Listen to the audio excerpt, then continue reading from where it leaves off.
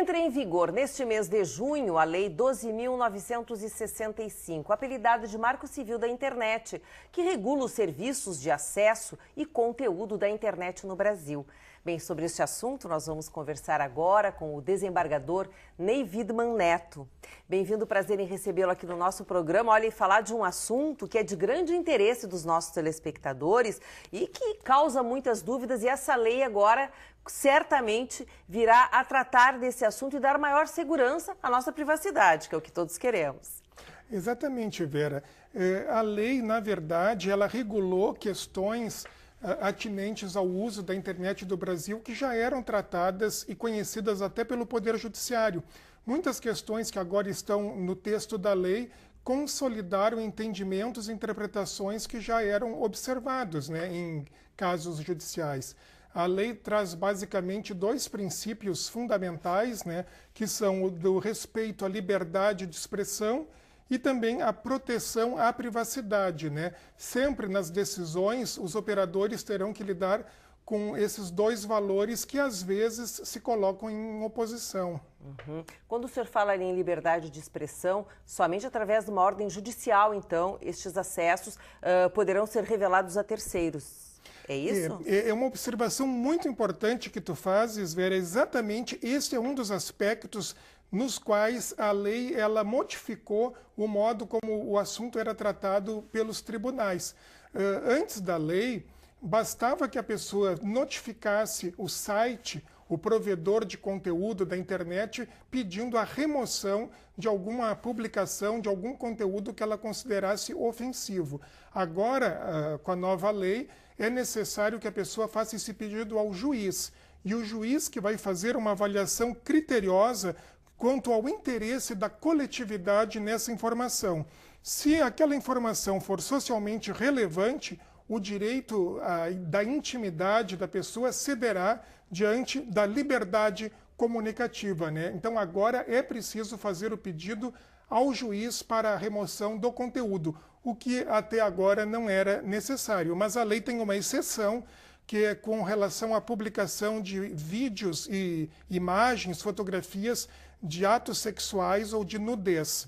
Então, nesse caso, é tão evidente a violação do direito à privacidade, com vídeos ou imagens de nudez ou cenas de sexo, que nesse caso basta a notificação ao site para imediata remoção, estando também o site obrigado a informar para o ofendido todos os dados, nome, endereço, todos os dados de identificação de quem publicou aquele conteúdo. O que até então não acontecia, não é? Não, porque como se trata de uma rede, a internet é um mundo virtual, as pessoas não sabiam a quem recorrer, como chegar, essas pessoas existem, não existem? Então, agora, essa lei, ela consagra e contempla também agilidade nestes casos de abuso, porque muitas vezes são fotos trocadas numa relação de intimidade, que após um relacionamento, ou por vingança, ou por outros motivos, são expostas à rede e depois daí não há mais controle, não é? Exatamente. A lei prevê a responsabilização do site, do provedor de conteúdo que hospeda essas imagens ou vídeos, somente se não remover num prazo razoável ou se não fornecer os dados de identificação para que o ofendido possa processar diretamente o ofensor. Então, se o site não remover o conteúdo ou não der o nome e endereço de quem fez aquilo, ele deverá pagar uma indenização. Nós estamos falando no caso de fotos, em caso de vídeos, mas no caso de textos, por exemplo, que muitas vezes são crônicas, são críticas contundentes que são veiculadas através de sites e de blogs, quem tem a responsabilidade sobre esse conteúdo? É o provedor? Pois é, justamente essa é aquela inovação a que eu me referi há pouco, que a remoção desse conteúdo de escrito, de opiniões, ele só pode ser feito agora por uma decisão de um juiz. A pessoa que se sentir ofendida, se aquilo está dentro da liberdade de expressão do outro, ela não tem esse poder de remoção do conteúdo, E o site tampouco seria responsabilizado, a não ser que o site não removesse o conteúdo desobedecendo uma ordem de um juiz. Até um outro aspecto interessante, já que a lei ela trouxe um maior destaque para o Poder Judiciário, que tirou daquela esfera simples de notificação do site, a lei também inovou porque ela tem um artigo expresso que diz que todas essas questões de indenizações e de remoção de conteúdos podem ser feitas através do juizado especial cível, né?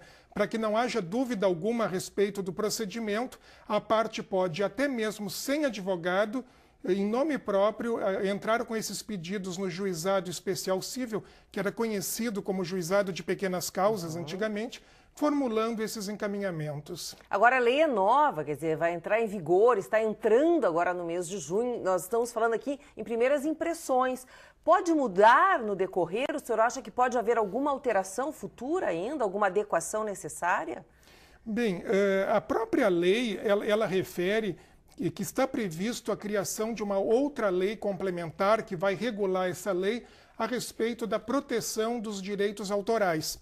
Então, a lei tem um artigo expresso que diz que enquanto não surgir uma lei nova que vai regular os direitos autorais na internet, continua valendo, por aplicação analógica, a Lei 9.610 de 98, que é a nossa lei dos direitos autorais já bastante conhecida de todos. E eu ainda faria um destaque por um assunto muito interessante e recente que aconteceu na Europa há cerca de um mês, sobre uma decisão do Tribunal Europeu do direito ao esquecimento, né, que isso pode estar chamando a atenção dos nossos telespectadores, né?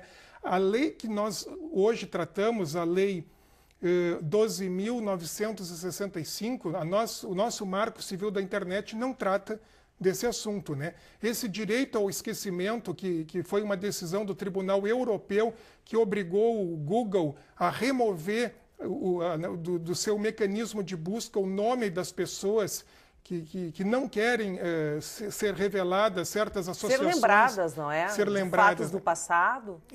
Isso na Europa não é sequer uma lei, é uma decisão da Corte Europeia que se aplica a todo o território europeu, e lá o Google criou ferramentas, mecanismos de remoção dos links para impedir que a ferramenta de busca, de pesquisa, acesse esses sites.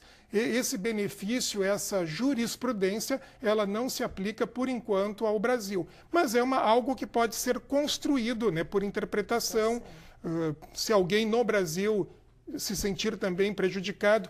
Eu até cito aqui um caso que foi julgado pelo STJ no ano de 2012, que a Xuxa processou o Google justamente querendo que não houvesse a busca pelo seu nome e a associação em determinados sites de hospedagem de conteúdo. No caso de um filme, não é? Que foi feito um filme, no passado. Outras coisas. E ela perdeu, né? O STJ, num julgamento da relatoria da ministra Nancy Andrighi, em 2012, falou que o Google não tinha responsabilidade porque não era ele que hospedava o conteúdo, era simplesmente um site de buscas. Então, naquele caso, a Xuxa perdeu a demanda. E nesse caso da Espanha, né, que houve um julgamento há um mês, que foi divulgado pela imprensa, houve um julgamento no sentido inverso na Europa. O senhor acha que seria um avanço aqui no Brasil se nós tivéssemos esse tipo de proteção, essa lei do esquecimento, ela fosse adotada? Sim, facilita, porque o que os nossos tribunais têm interpretado é que a pessoa tem que notificar não o Google, mas ela tem que notificar os sites que hospedam o conteúdo, né? Então, dá muito mais trabalho para a pessoa que quer remover o conteúdo procurar site por site, pedindo e notificando a remoção, porque muitas vezes essas informações elas se replicam, se multiplicam. Sim. A mesma informação em vários locais simultaneamente. Né? Uhum. Bom, cada vez mais as pessoas estão fazendo compras também pela internet, não é? Buscando em sites estrangeiros muitas vezes. O Marco Civil, ele regulamenta também essa relação de compra ou ainda não? Excelente questionamento, Vera, porque, na verdade, isso pode dar aso a alguma confusão, né? Porque nós já temos a lei que regulamenta o comércio, inclusive que se aplica ao comércio eletrônico, que é o nosso Código de Defesa do Consumidor. No caso de compras que forem feitas em sites estrangeiros que não disponibilizem diretamente, que não ofertem serviços para o Brasil, sequer o Código do Consumidor se aplicaria. E sim o nosso Código Civil e a legislação até estrangeira. O Marco Civil ele serve exclusivamente para regular as obrigações com relação ao armazenamento de conteúdos, inclusive e-mails. Os e-mails que são trocados estão protegidos por sigilo e os arquivos que são armazenados em sites.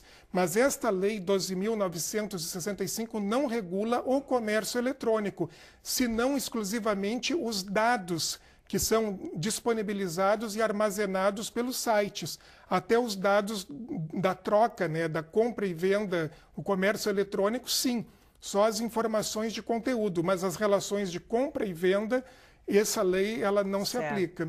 Agora, quando nós acessamos um site, muitas vezes nós passamos os nossos dados, nós damos o nosso perfil, as nossas preferências, e essas informações estão sendo repassadas, o que é extremamente desagradável para os consumidores. Nesse caso, sim, nós vamos ser protegidos. Sim, excelente questionamento, né? Porque as informações dos sites que nós acessamos, a nossa navegação, as compras que nós fazemos na internet, agora estão totalmente protegidas por sigilo e os sites não poderão repassar para terceiros essas nossas informações dos nossos hábitos de consumo, os sites que nós visitamos, porque a partir desse nosso comportamento, às vezes, nós passamos a receber publicidade, anúncios, ofertas. Se você comprou um livro, depois você começa a receber e-mails oferecendo outros livros parecidos.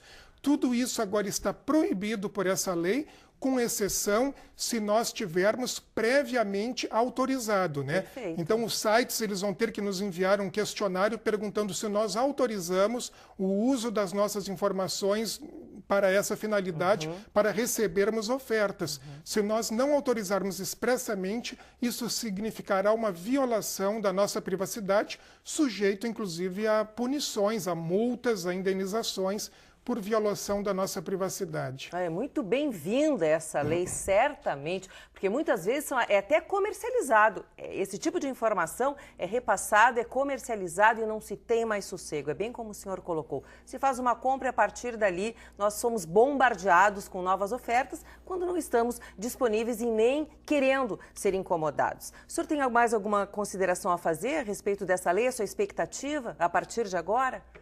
Bem, eu acredito que toda lei ela demanda um tempo de maturação para ser assimilada pela população, mas ela é uma ferramenta para o exercício da cidadania. Apenas um último destaque sobre a neutralidade, que foi um tópico que nós não abordamos.